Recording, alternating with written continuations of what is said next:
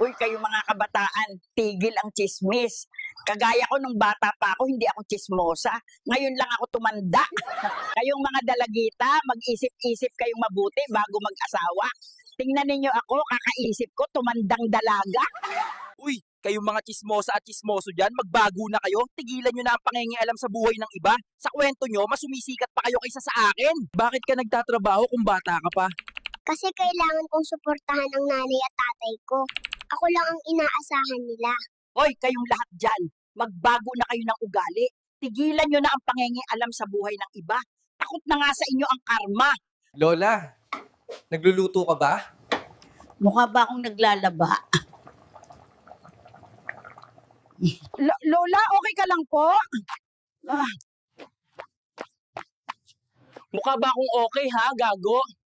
Lolo, nagtatanim po kayo? Oo, nagtatanim ako. Kaya dapat tulungan ninyo ang mga magulang ninyo, hindi puro cellphone lang.